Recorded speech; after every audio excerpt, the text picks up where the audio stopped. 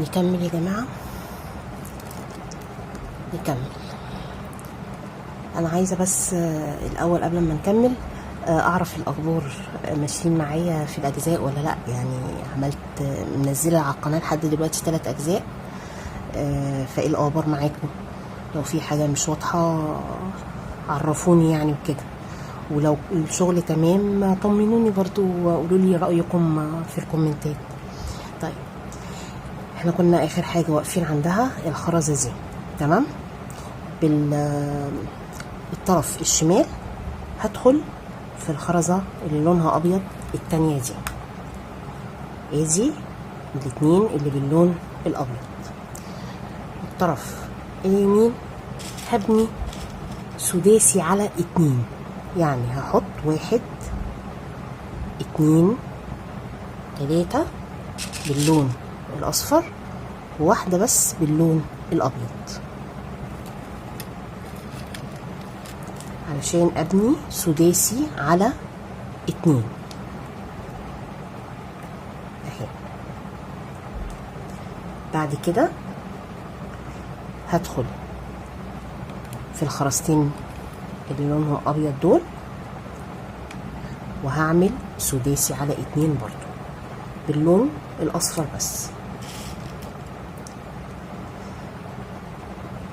السطر بقى ده كله هنكمله سداسي على 2، هنحط 3 خرزات ومعايا 3، 2 اساسي من اللي تحت وواحدة في الجنب مشتركة، يعني هنزود 3 خرزات. السطر كله هكمله باللون الاصفر او اللون الاساسي للفستان بتاع عروستي. هدخل في خرزتين من الاساسي وهبني سداسي على 2.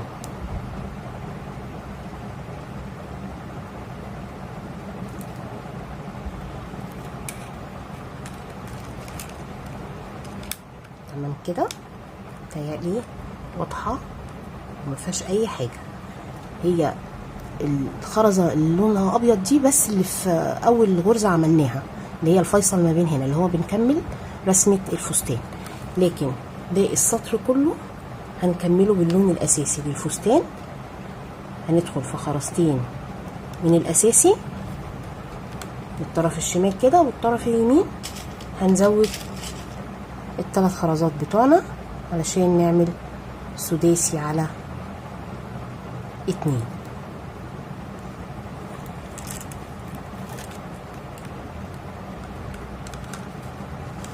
هنكمل لحد اخر السطر. وصلت لاخر خرزتين معايا في السطر. علشان حبايبي المبتدئين بدخل في الخرزتين اللي في الاخر وبطلع من اللي في الجنب. نهاية السطر عندي هقفل الثلاثية بخرزتين 2 بس.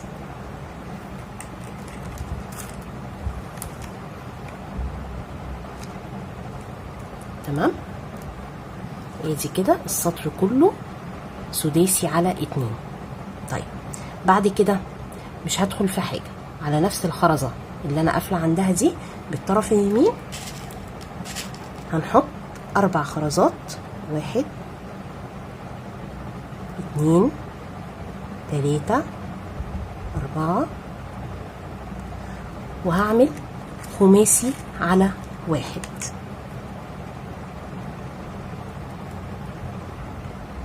تمام، الطرف اللي تحت هدخل في خرزة واحدة من الأساسي وهزود المرة دي 3 خرزات،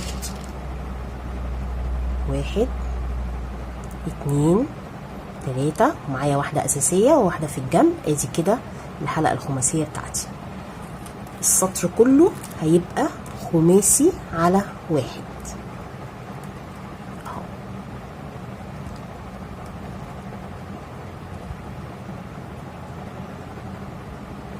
ندخل في واحدة من الأساسي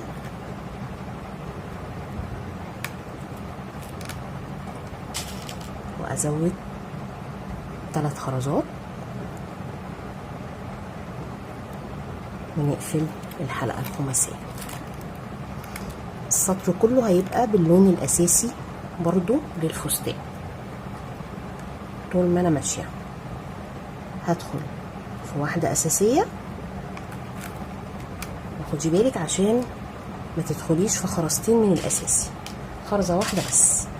ببني خماسي على واحد السطر كله.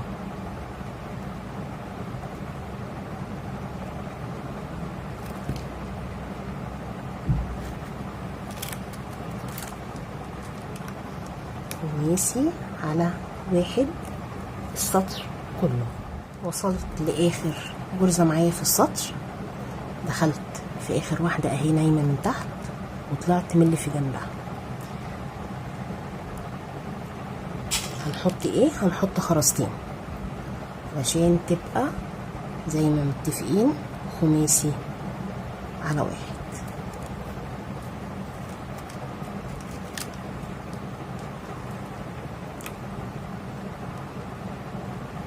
تمام. طيب كده زي ما متفقين السطر كله خماسي على واحد. السطر الجديد هنعمل ايه؟ فوق الغرزة اللي انا لسه قافلاها دي ما دخلتش في حاجة اهو، بالطرف اليمين هعمل رباعي على واحد، يعني هزود 3 خرزات، ومعايا واحدة من الاساسي تحت،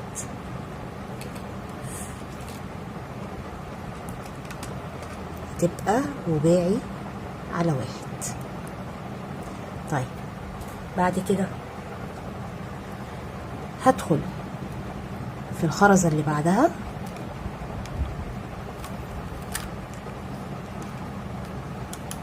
كده،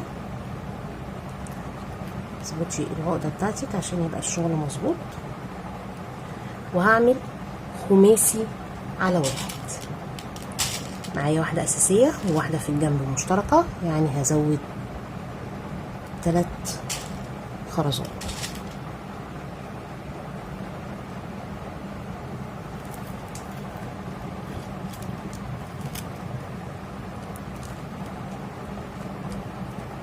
كده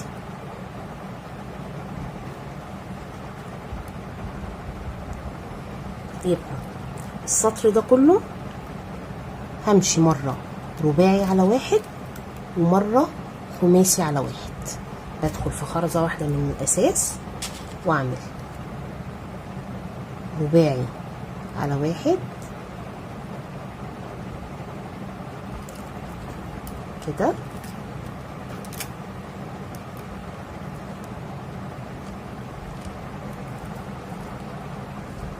وادخل في خرزة من الأساس كده، ونعمل خماسي على واحد.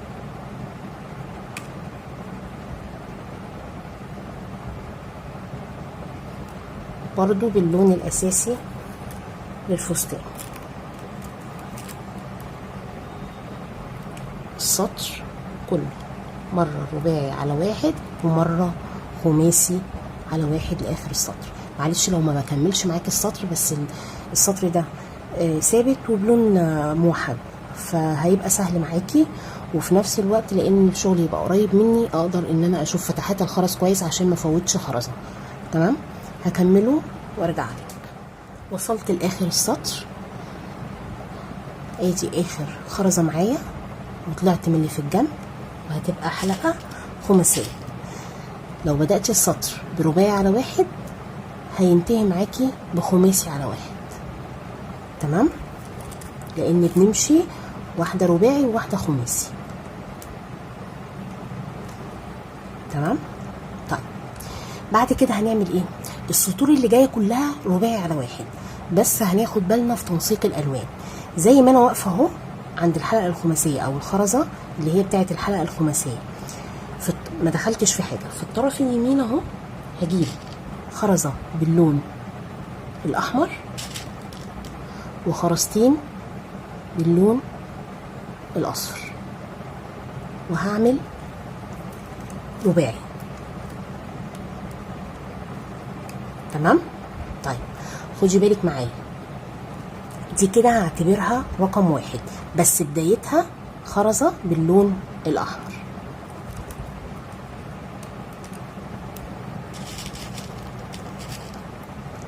هنكمل رباعي.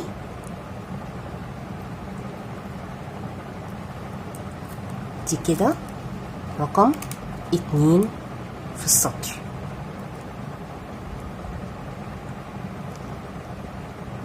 هدخل الخرزة من الأساسية،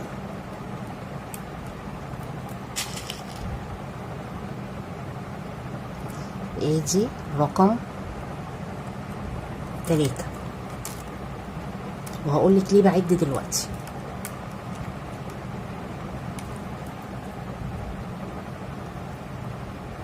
بعد كده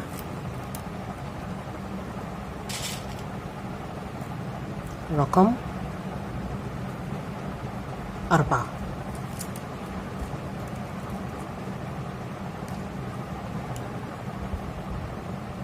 هدخل في اللي بعدها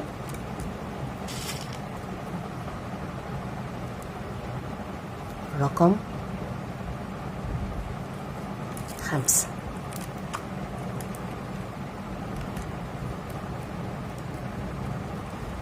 اوسع لنفس الشغل عشان متنسيش خرزة.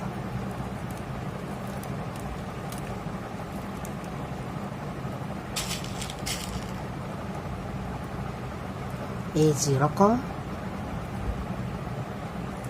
6.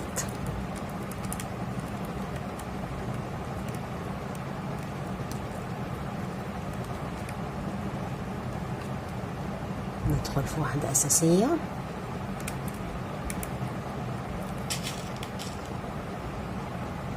ادي رقم 7.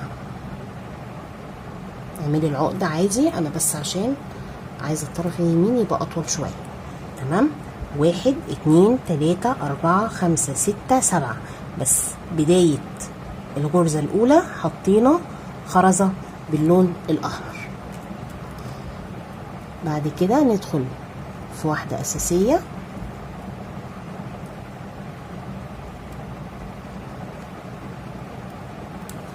اهي،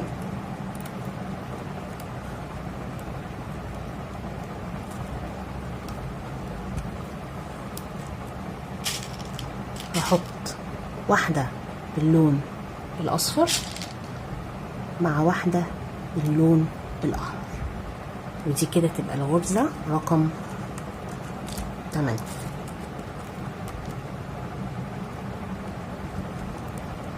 تمام، يبقى زي ما انت شايفة دول 8 غرز. بدأت بأول خرزة لون أحمر في أول غرزة، ورقم 8 نهيت بالخرزة رقم الغرزة رقم 8 يعني نهيتها بخرزة باللون الأحمر. هعمل ايه؟ هكرر العد اللي انا عديته ده اهو. هدخل في واحدة أساسية،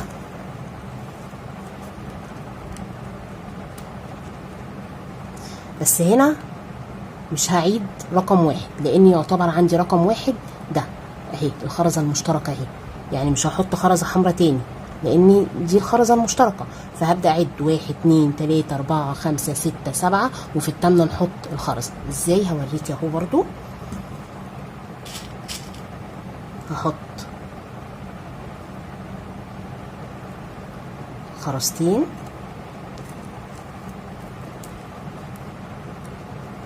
ادي كده رقم 1،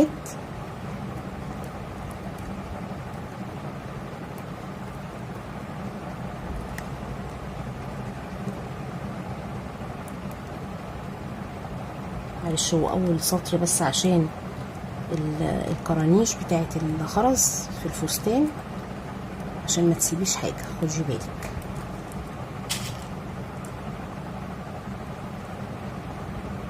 هي دي رقم 2.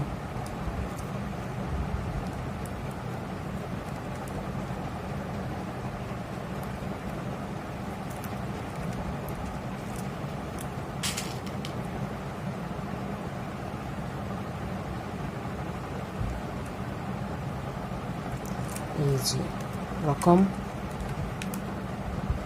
3 وادي رقم 4. طبعا كل ما الخيط يقصر معاكي تطولي.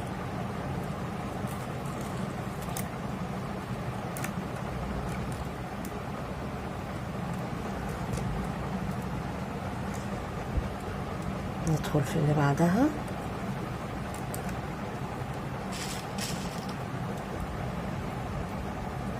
ادي رقم 5.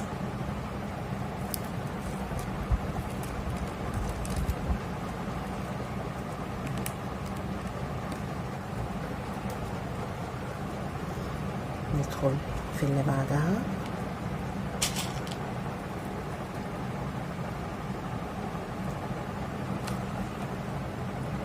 ادي رقم 6.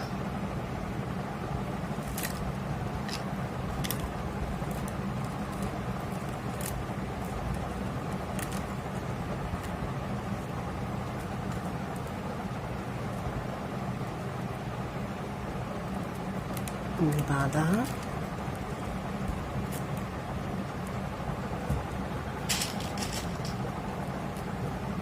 رقم 7.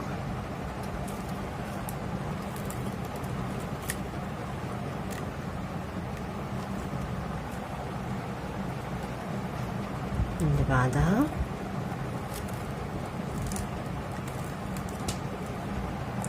رقم 8. هي دي اللي هنحط واحدة باللون الأصفر وواحدة باللون الأحمر كده. تمام كده. هنكرر نفس الموضوع. يبقى بداية السطر رقم 1 بنحط أول خرزة باللون الأحمر، وبعد كده واحنا ماشيين بنعد، يعني بما فيهم العد اللي هي أول واحدة عملتها، بس هي أول خرزة باللون الأحمر.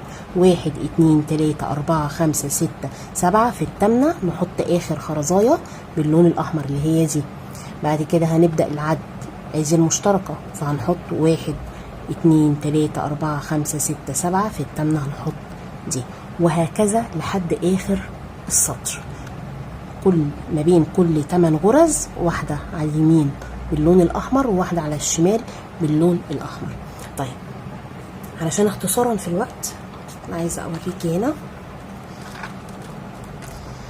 عملت السطر ده وبعد كده عملت السطر اللي بعده كله رباعي من غير أي لون، اللي هو لون الفستان بس.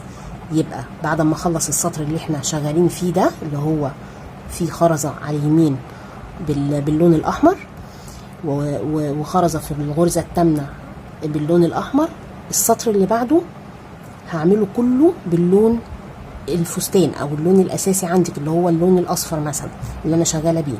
تمام. بعد كده هقرر السطر ده تاني زي شايفة اهو، تحت كل خرزاية من اللون الأحمر هتحطي برضو اللي هو هيبقى زي ما انت شايفة كده اهو. هتلاقي الخرز عندي في سطر بس فيصل ما بينهم، لكن عدت تاني السطر اللي فيه الخرزة اللي باللون الأحمر، واعمل كمان سطر بلون الفستان رباعي بدون أي إضافات للألوان. تمام. يبقى أنا كده مطلوب مني إن أنا السطر ده هعمله وهعمل فوقيه 3 كمان، بس السطر اللي بعد ده هعمله سادة وارجع اكرر السطر اللي انا شغالة فيه وكمان سطر اللي هو السادة. هعمل ال4 سطور دول وارجع لك بقى ايه ان شاء الله نكمل باقي الفستان وشكل الفستان النهائي. تمام.